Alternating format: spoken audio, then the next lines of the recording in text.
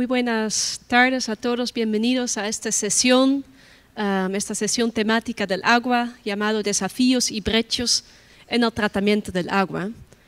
Entonces yo quisiera invitar a los panelistas para que se sientan y luego los voy presentando. Pero primero quisiera hacer una breve presentación de la temática, tanto del país, del Perú, como en la región, de cómo estamos, ¿no? De forma muy resumida en temas del agua.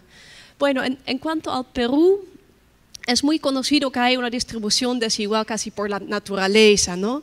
Ya que en la costa hay ¿no? Se ubica 70% de la población, además se encuentran actividades económicas importantes como las plantaciones de cultivos de agroexportación, importantes industrias. Sin embargo, en la costa se encuentra ni el 2% de todo el agua disponible a nivel del país, mientras que en la sierra y la selva la abundancia del agua es mucho mayor, pero hay mucho menos población.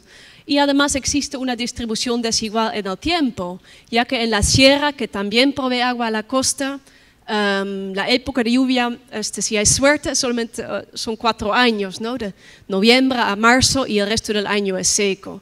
Entonces da bastantes desafíos en cómo almacenar el agua, pensando, ¿no? Por un lado en reservorios, represas, pero cada vez más pensando también en la capacidad natural de los ecosistemas de infiltrar y almacenar el agua en el suelo de forma natural. A estas desigualdades, ¿no? Geográficos y en el tiempo, yo quiero sumar otra desigualdad más socioeconómica, que tiene mucho que ver también con el factor político.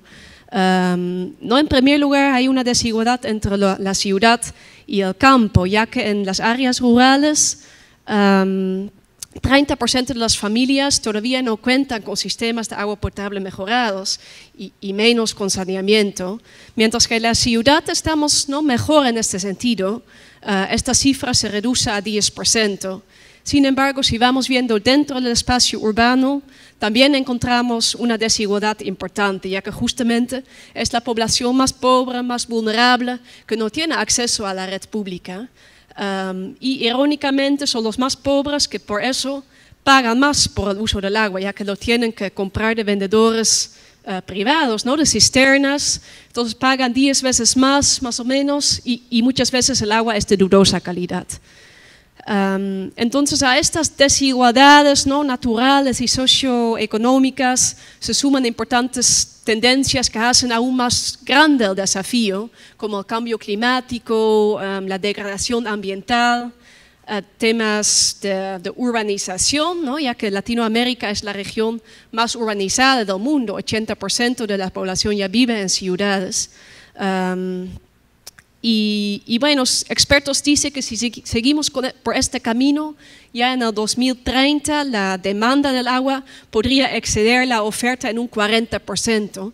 Y se pueden imaginar las, ¿no? Importantes consecuencias sociales y económicas también que traería este escenario. Entonces quiero enfatizar que el agua es un elemento clave, ¿no? Para muchos aspectos de nuestra vida. Y para también cumplir muchos de los objetivos de desarrollo sostenible. Tiene un papel clave, por supuesto, en temas de salud, de esperanza de vida, pero también en la liberación de tiempo para la educación, para actividades económicas. Tiene un elemento de equidad de género. Y bueno, también la seguridad hídrica está íntimamente ligada a la seguridad alimentaria y la seguridad energética. Bueno, a pesar de los desafíos en las décadas pasadas, yo creo que los gobiernos de los países, ¿no? En la región han hecho grandes avances, han hecho reformas legislativas, han hecho avances en la práctica, y en el Perú el gobierno actual, como saben, se ha propuesto de lograr un 100% de cobertura de agua potable y saneamiento al 2021, entonces falta muy poco, ¿no es cierto? Entonces yo creo que el desafío es lograr una gobernanza de agua verdaderamente democrática, intersectorial, ¿no? Con este sentido de inclusión social que tanto falta, de la mano con la ciencia y la tecnología. Y por tanto, un poco la importancia de esta sesión que es integrada por diversos expertos, ¿no? Desde la ciencia, desde la innovación, desde entidades de Estado. Entonces quiero presentar brevemente a nuestras panelistas de hoy día. En primer lugar, tenemos a Isabel Medem. Ella es CEO y cofundadora de X-Runner, una empresa que trabaja una propuesta muy interesante de inodores secos asequibles. Tiene una maestría en European Management del ESCP Europe, European Business School, y es licenciada en Administración de Negocios Internacionales de la Universidad de Viena de Economía y Administración de Empresas. Ha ganado diferentes premios, entre los cuales ha sido reconocido como Innovadora Social del Año, y reconocido como innovadora menor de 35 por parte de MIT Technology Review en el 2014, y en el 2015 formaba parte de la lista Forbes 30 de emprendedores sociales menores de 30 que aplican herramientas de negocio para resolver problemas urgentes en el mundo. Bienvenida, Isabel. Entonces, un aplauso, sí.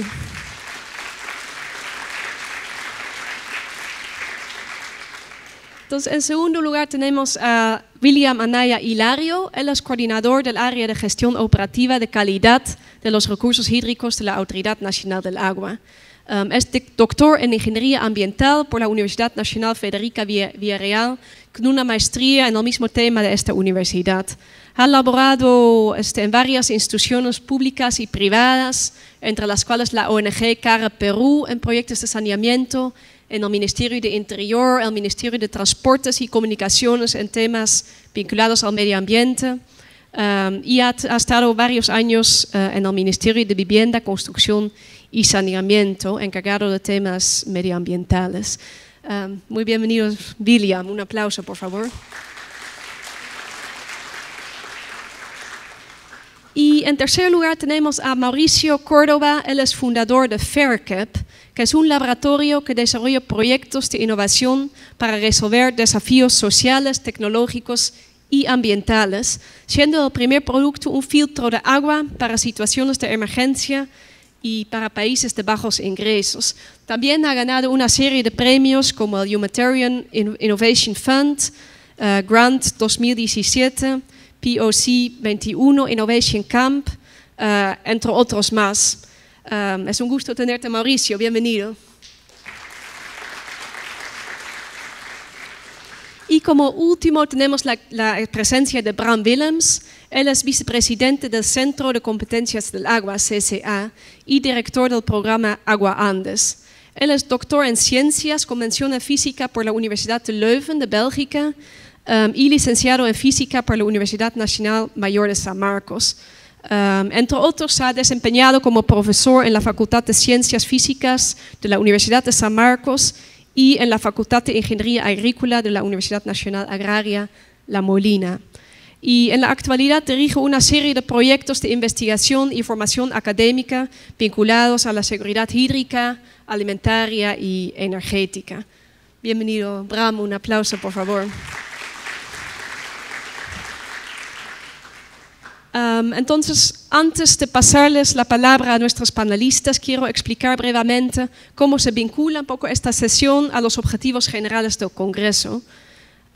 Este Congreso, como saben, tiene como objetivo explorar las áreas críticas de la región, entre las cuales está el elemento agua, poniendo a la luz posibles soluciones desde la ciencia, la tecnología y la innovación. Entonces se busca juntar estos agentes de cambio, formando una colectividad interdisciplinaria que agrupa empresarios, emprendedores, académicos y agentes del cambio. Entonces, para esta sesión específica se ha formulado dos preguntas clave. Entonces, voy a plantear las preguntas y pedir a cada uno de los panelistas que durante 5 minutos un poco presentan su experiencia y reflexionan sobre esta temática, estas preguntas. Luego, después de esto va a haber una segunda ronda en que pueden reflexionar un poco más, otra vez 5 minutos cada uno. Entonces, las preguntas son los siguientes. En primer lugar, cómo logramos distribuir el agua de manera inteligente para cubrir las necesidades de agua en los hogares, la agricultura y las empresas. Y vinculado a esto, la segunda pregunta, ¿cuáles son los nuevos tratamientos de agua en el futuro? Entonces voy a invitar a los panelistas que presenten su experiencia y presenten su aporte y su visión sobre este tema. Entonces empezamos con Isabel. Y es un gusto estar acá con copanelistas. También me siento orgullosa por ser la única mujer, al parecer, en este panel. Siempre es bueno representar digamos, a las mujeres también.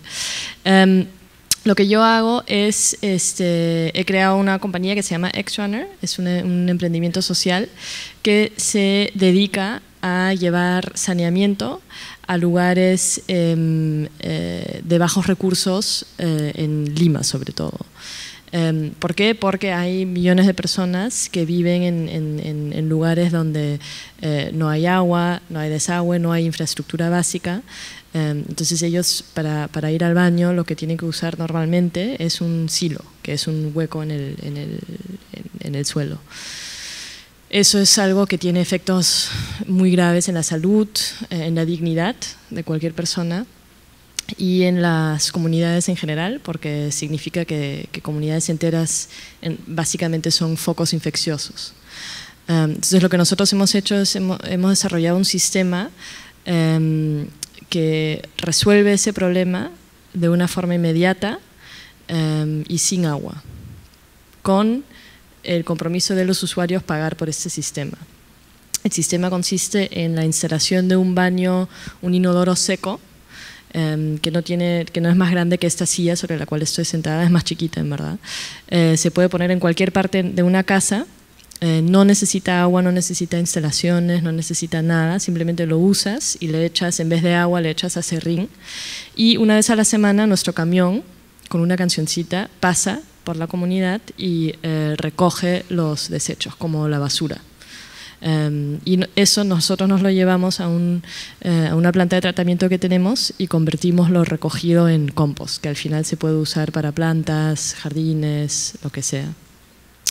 Actualmente tenemos más de 750 baños instalados, es decir, casi 4.000 personas, individuos están usando este sistema y están contentos con este sistema. Y nuestra visión con Xrunner es empujar por soluciones de saneamiento del futuro. Y del futuro quiere decir sin agua. Entonces, un poco respondiendo a la pregunta, ¿no?, cómo podemos mejorar la distribución y el uso de agua, desde nuestro punto de vista, especialmente en lo que es saneamiento, la pregunta más que cómo podemos distribuir mejor es cómo podemos usar menos. Cómo podemos ponernos a pensar, en vez de pensar, ok, esta es la cantidad de agua que cada uno necesita, ¿cómo hacemos que sea usado de la forma más eficiente?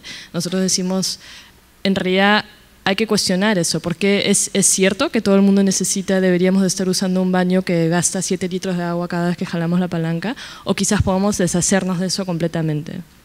Entonces es ese un poco el mindset con el que venimos nosotros de pensar y crear en soluciones que simplemente saquen de la ecuación un poco el agua. Voy a parar acá para dar tiempo a los demás. Bueno, gracias, buenas tardes ante todo. Gracias por la invitación, por felicitaciones por la organización. Yo trabajo en la Autoridad Nacional del Agua y creo está bastante ligado a la pregunta que se ha hecho. Y bueno, para poder hablar de los recursos hídricos es un mundo. Nosotros sabemos que tenemos brechas bastantes a nivel mundial y a nivel nacional la política del gobierno está enfocado a los sistemas de saneamiento principalmente. Dentro de ello se está dando la oportunidad, los recursos hídricos en cantidad y en calidad. Entonces, lo que se está haciendo desde un punto de vista del sector y de la Autoridad Nacional del Agua es poder ver que el uso sea equitativo. Entonces, desde las partes altas hasta la parte más baja, que comenzamos en la sierra, en la parte alto andina, y llegamos hasta la costa, ¿no? En el caso del Pacífico. Sí es cierto, la región selva es la que tiene mayor cantidad de disponibilidad hídrica, y también el otro frente, que es el Titicaca, también tiene otra gran posibilidad de contar con grandes recursos hídricos. Aquí va el tema ya principal, como lo dice el jefe de la Autoridad Nacional del Agua. Nosotros tenemos agua, no podemos estar viendo de repente ahora por cubrir con grandes proyectos de desalinización como se está planteando. Es buena, ¿no? La alternativa es buena. Pero si nosotros no vemos en forma integral la distribución de los recursos hídricos, vamos a tener este tipo de propuestas. Entonces, el recurso hídrico es abundante. Lo que falta es distribuirlo bien. Actualmente lo que se está haciendo con los derechos de uso de agua es pedirles una serie de requisitos a los administrados, en el que se le pide el estudio hidrogeológico para poder ver la cantidad de agua que puede ver y el balance que él puede utilizar y que se puede dejar para otras actividades. Entonces, lo que se está haciendo es volcar un poco la idea en que no pedirle nosotros a un administrado que nos presente los estudios hidrogeológicos sobre disponibilidad, sino nosotros darle ese insumo. Entonces, al darle esa posibilidad de que él pueda ver que en las fuentes de donde puede captar hay disponibilidad de agua, puede ejecutar sus proyectos.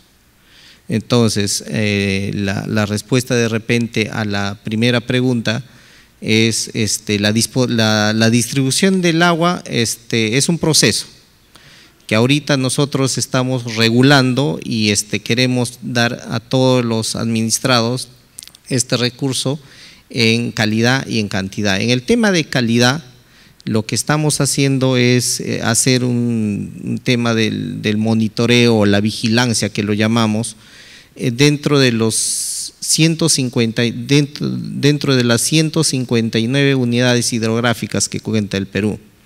20 de estas unidades hidrográficas son secas, que no se puede monitorear, pero el resto sí lo tenemos mapeado, ¿no? Desde el 2009 que se creó el ANA y nos transfirieron el tema del monitoreo, de la vigilancia, tenemos información que estamos cargando ahorita una plataforma como para que podamos verlo en tiempo real, cómo está la calidad del agua en estos tiempos, ¿no?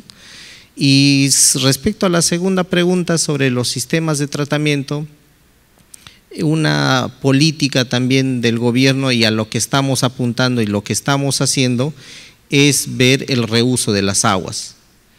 No es posible que tengamos que cojamos el servicio o la disponibilidad de esta agua y después de usarlo lo derivamos al mar y nos quejamos que no hay agua.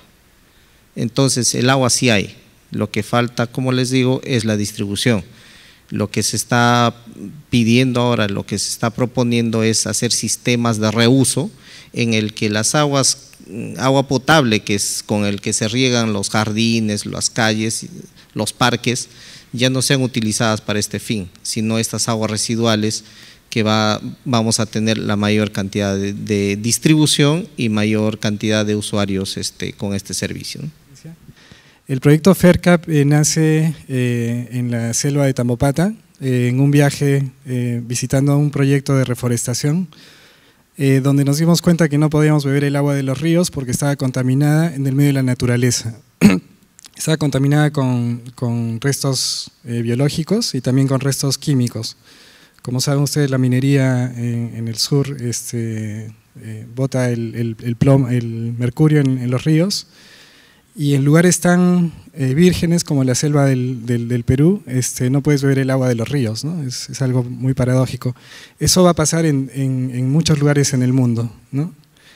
Entonces nació la idea de ver cómo puedes solucionar eso a nivel micro, en un lugar tan remoto, y nos dimos cuenta que también habían, bueno, casi 1.000 millones de personas que no tienen acceso a agua potable en el mundo, sobre todo en África, en Asia, que están en mucha peor situación que el Perú.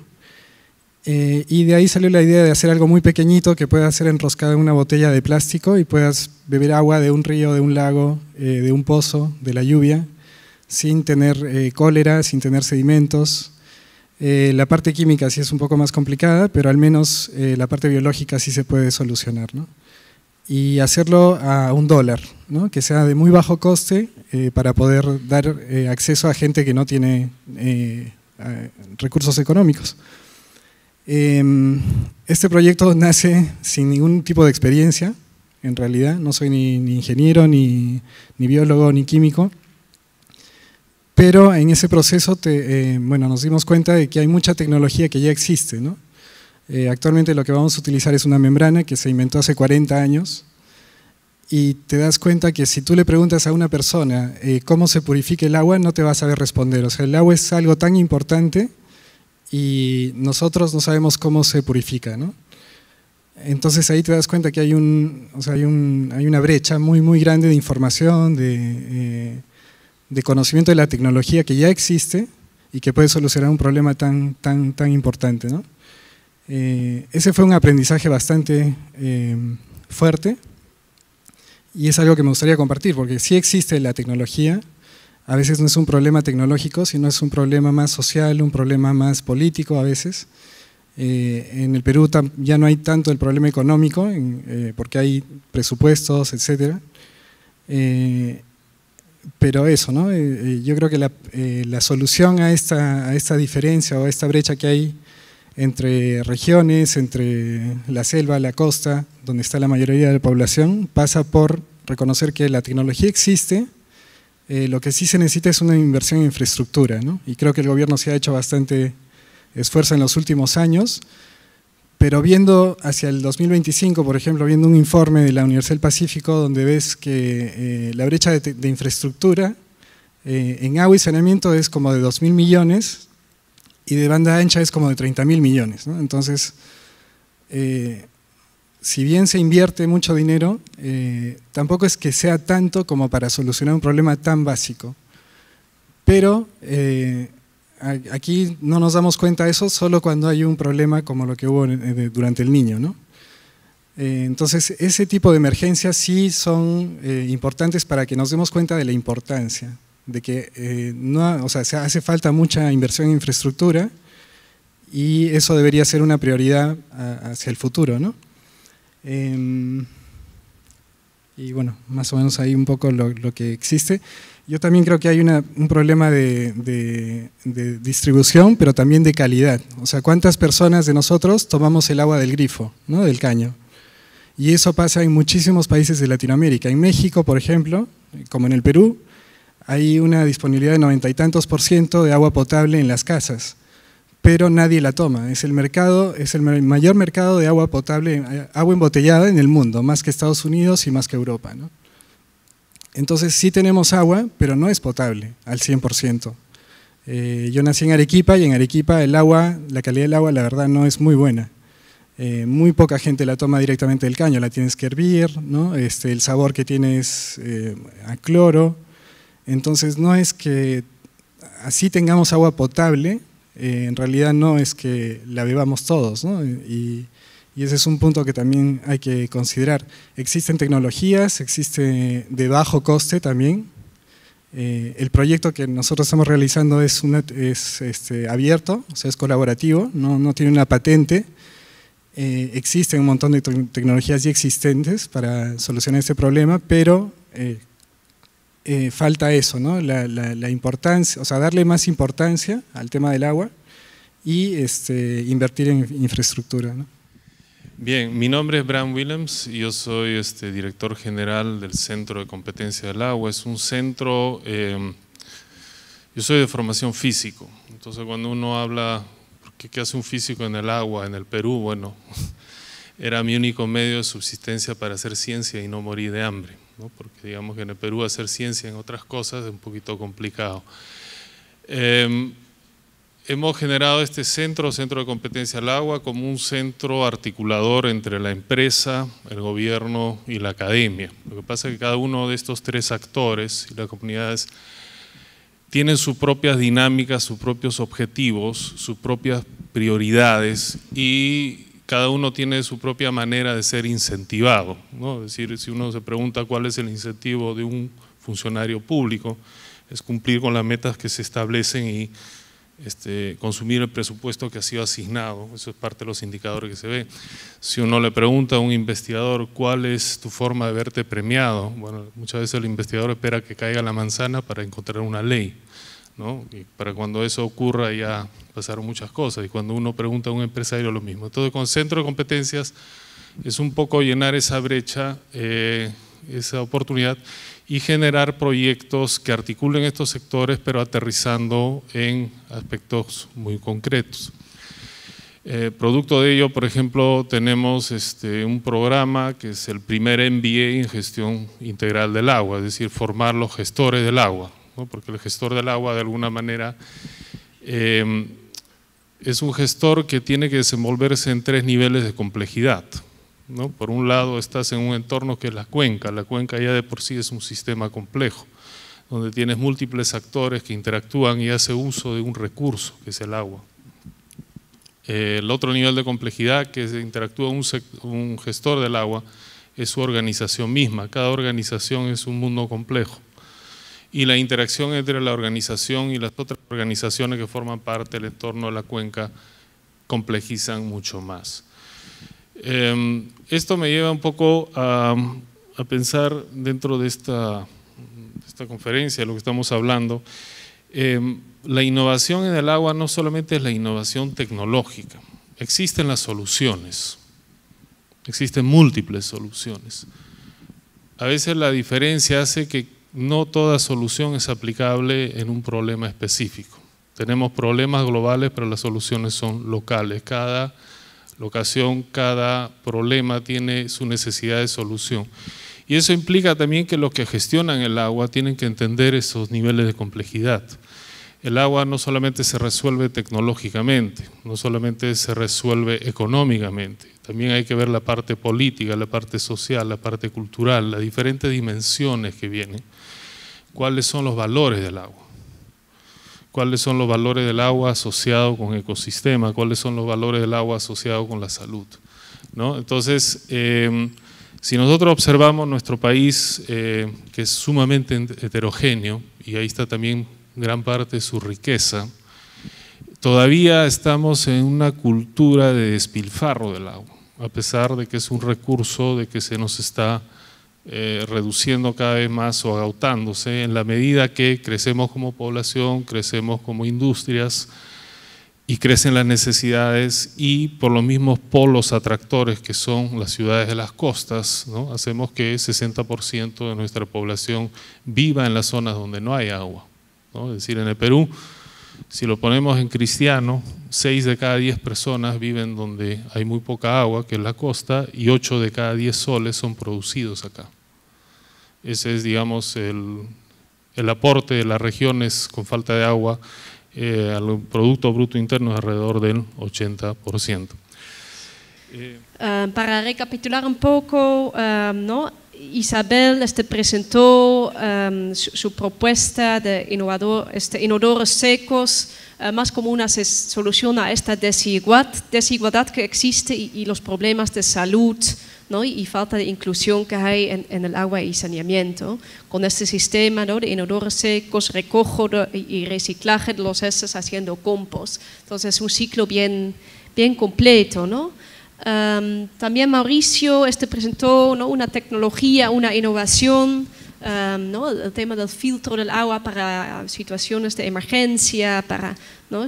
países de bajos ingresos y me llamó la atención que, ¿no? que enfatizó que los problemas no solamente son técnicos, ¿no? La tecnología existe, pero muchas veces hay problemas sociales y políticos ¿no? que realmente son el desafío mayor. ¿No? También me gustó que tanto Isabel y William un poco cuestionaban unos paradigmas, ¿no? Isabel mencionó ¿no? que en realidad, ¿no? Esta idea de tener baños modernos, que cada vez que bajas el inodoro usan bastantes litros de agua, ¿no? Este paradigma, esta idea de modernidad podría cambiar, ¿no? Y también William dijo un poco este discurso que muchas veces se escucha de falta de agua, en realidad no es tanto así, no hay agua, sobre todo si pensamos en el reuso de aguas residuales. Yo creo que ahí hay una gran oportunidad de poder distribuir el agua ¿no? de forma más equitativa en calidad y cantidad. Y bueno, el aporte de Bram, muy interesante, ¿no? Un poco por el lado de cómo articulamos estos actores a través de proyectos muy concretos. ¿No? También dijo que no solamente es tecnología, ¿no? Muchas veces en el sector agua manejamos una visión sumamente ingenieril, ¿no? Pero también, tal como Mauricio y William enfatizó, que el agua tiene diferentes componentes, ¿no? Tanto económicos, culturales, sociales, ¿no? Hay valores, hay perspectivas de la gente. Entonces yo creo que me pareció muy interesante este aporte. Entonces, a partir de esto quiero plantear algunas preguntas más y también pedirles que cada uno nuevamente durante unos 5 minutos reflexionan, en primer lugar sobre lo que han dicho los demás y en el segundo lugar sobre un poco las preguntas que quiero plantearles. Entonces, en el caso de Isabel y Mauricio, un poco mi pregunta va por el lado ¿no? Si podrían dar mayor detalle sobre un poco cómo asegurar que estas tecnologías y innovaciones que tienen, ¿no? Cómo asegurar que estén adaptados a la cultura, a la localidad local, ¿no? Sobre todo en el caso de baños secos, ¿no? Me imagino que a veces, ¿no? Hay un aspecto cultural justamente de percepción, ¿no? Entonces, ¿cómo han podido ¿no? trabajar con los usuarios, con los beneficiarios? Y no solamente ¿no? trabajar con ellos, pero también lograr que se empoderan, que no más que beneficiarios o clientes son ¿no? Personas ¿no? que participan en la gestión del agua, aunque sea a nivel local, ¿no? En la toma de decisiones. Entonces un poco mi pregunta va por ese lado. Y de repente más para Bram y William, ¿no? Me pregunto, ¿no? ya que estamos hablando por un lado sobre agua y saneamiento y por otro lado sobre un tema de gestión integrada de cuencas, un poco cómo ven que estos dos se vinculan, ¿no? Cómo pueden, por ejemplo, las empresas prestadoras de servicios, ¿no? Más insertarse en una gestión integrada de cuencas, ¿no? Que en final también hacen sostenible su negocio, ¿no? Ya que necesitan de las fuentes del agua, los ecosistemas y otros usuarios para seguir proveyendo agua a la población. Y de repente más en una forma general, ¿no? Y pensando en el objetivo de este evento, cómo ¿no? podemos lograr esta colectividad interdisciplinaria, ¿no? Juntando todos estos agentes, universidades, emprendedores, el Estado, ¿no? Para que la gobernanza del agua sea verdaderamente democrática e inclusiva. Un poco, bueno, estas preguntas a partir de lo que han presentado me surgen, ¿no? Entonces, ¿no?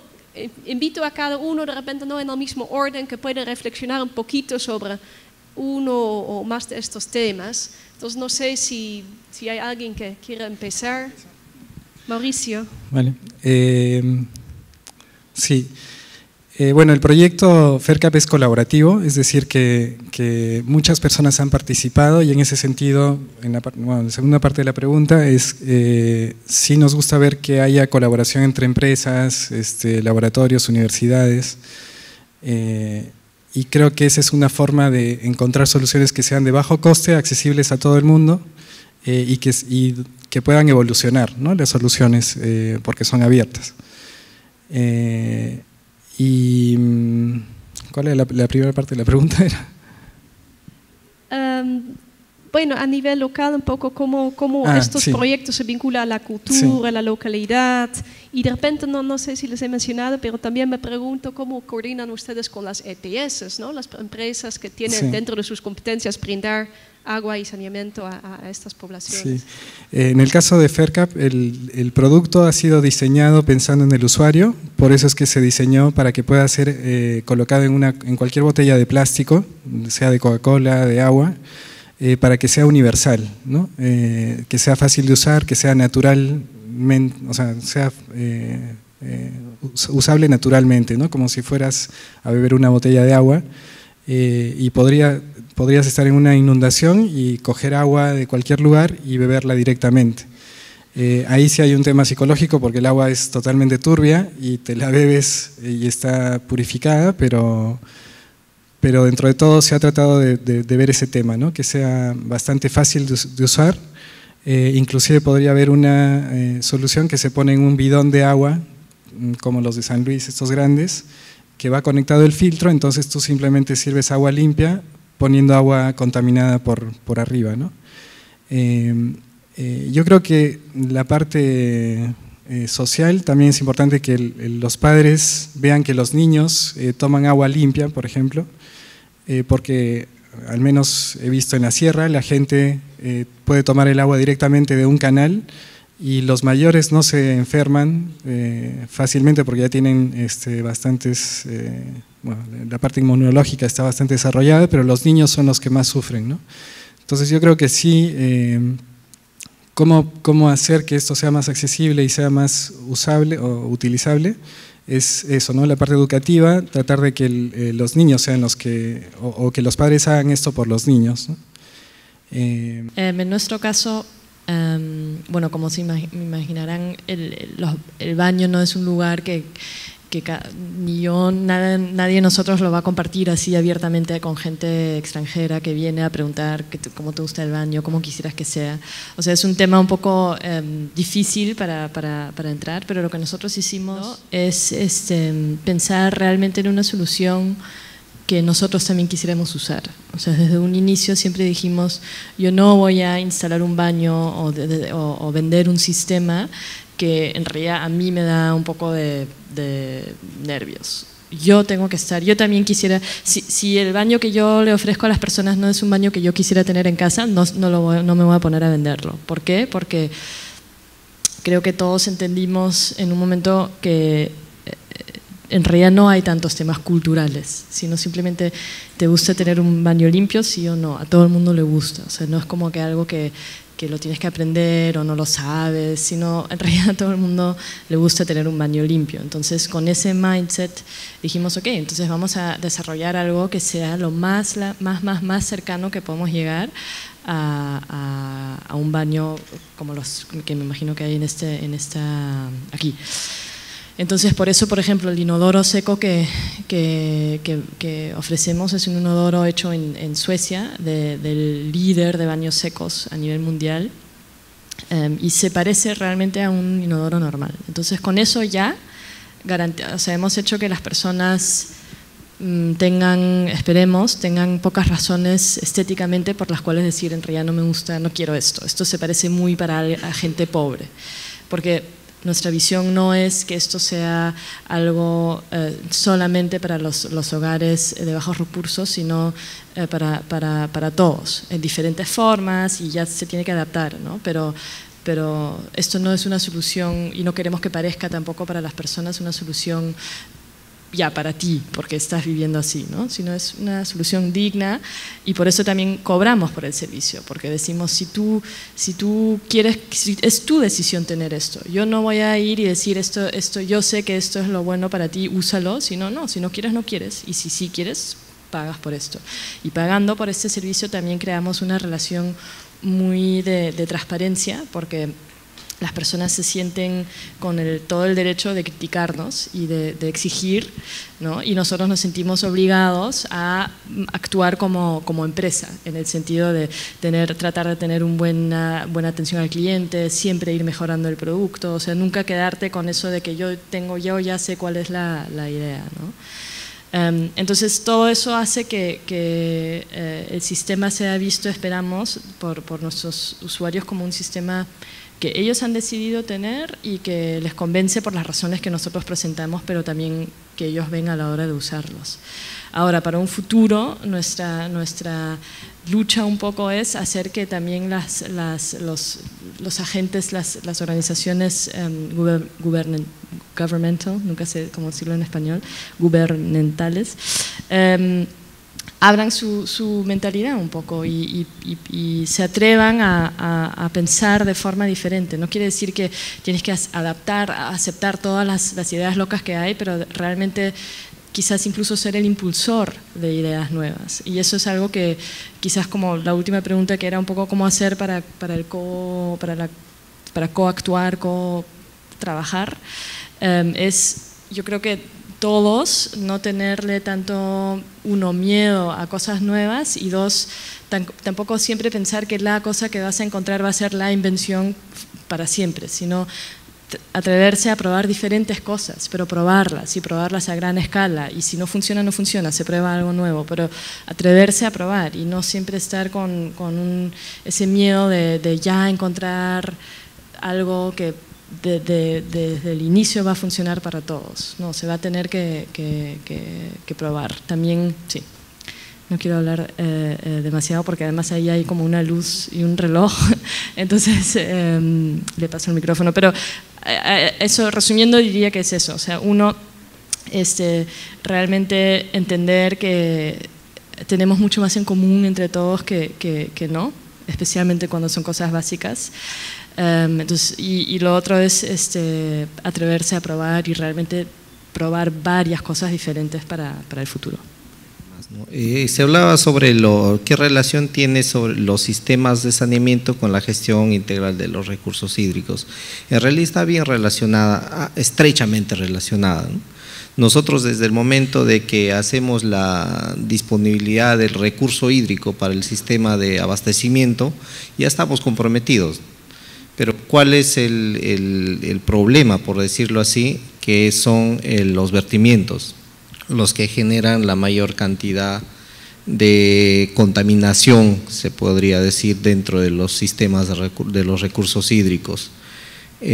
Nosotros, aparte de ver la calidad y la cantidad de los recursos, también estamos haciendo la identificación de las fuentes contaminantes, y un 60% son los sistemas de saneamiento que generan la mayor cantidad de contaminación. Por ello, en alianza con el Ministerio de Vivienda, se ha sacado el decreto legislativo 1285, que ya ha sido reglamentada y que se está esperando una directiva como para poder hacer un registro, y de aquí a los años que han dado para cada actividad, que ellos pasen a ser formales. Pero nos está quedando todavía el tema de las otras actividades que no sean saneamiento, que son las industrias, las minerías, los pasivos mineros, los residuos sólidos al costado de los ríos. Entonces eso nos genera un poco más de problemas, ¿no? Y de repente, como mensaje que se podría dar, es que cuidemos todos el agua, ¿no? Sí, bueno, un poco para redondear con el tema de la participación quizás más de la academia, ¿no? Quizás ahí lo interesante es que todos los proyectos, a la mayoría de las personas, cuando emprenden un proyecto de agua o relacionado con el agua, le preguntas cuál es tu motivación. Casi siempre vas a encontrar que la motivación es muy social. Quieren resolver un problema que está visible, un problema para el cual existe probablemente las tecnologías. Lo que hace falta es adaptarlo o hacerlo viable para un contexto específico.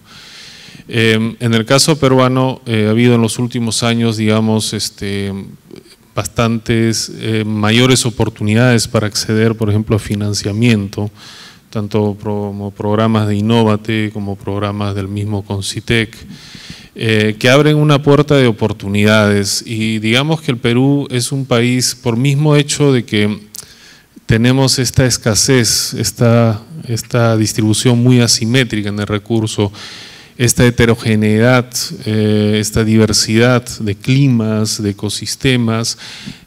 Tenemos múltiples ecosistemas que tienen funcionalidad hidrológica, etcétera. Eso es todo un campo que se abre para la innovación, para generar nuevas ideas y para encontrar soluciones a los problemas que están ahí. Una cosa que tenemos que meternos en la cabeza es que ya no podemos seguir pensando en las soluciones como se pensaban hace 30, 40 años, y que muchas veces uno sigue viendo eso en las instituciones que toman las decisiones, sigue viendo en la academia, que es el enfoque meramente ingenieril, ¿no? O sea, el problema del agua se resuelve con reservorios, canales, trasvases y punto, y se acabó. No es así. El problema del agua, eso es una parte que ayuda a resolver el problema. Tenemos que integrar las dimensiones sociales, culturales, las dimensiones económicas, ver el nexo de una solución. Por ejemplo, podemos pensar allá, desalinizar agua es una solución, pero el costo energético de eso es altísimo. ¿Y de dónde generas tú la energía para desalinizar del agua? De una hidroeléctrica. Entonces estamos entrando un poco en esos niveles. Entonces, digamos que hay oportunidades, hay problemas latentes, hay problemas que se pueden resolver de forma puntual con una intervención, ¿no? Como es el caso que presentó Isabel, que presentó Mauricio, pero hay otros problemas que son más complejos, como el de la contaminación, por ejemplo, por fertilizantes, ¿no? O contaminación minera, que a su vez, ahora problemas que debido al cambio climático, retroceso glacial, está exponiendo roca mineralizada, el agua está entrando en contacto con esta roca y producen fuentes de drenajes ácidos naturales. Esos son problemas emergentes y eso también es una oportunidad, por ejemplo, para trabajar con expertise que existe en el sector minero para tratar drenajes ácidos, para resolver problemas más allá del ámbito minero, para darles una idea. Entonces, las oportunidades están ahí, los problemas están ahí.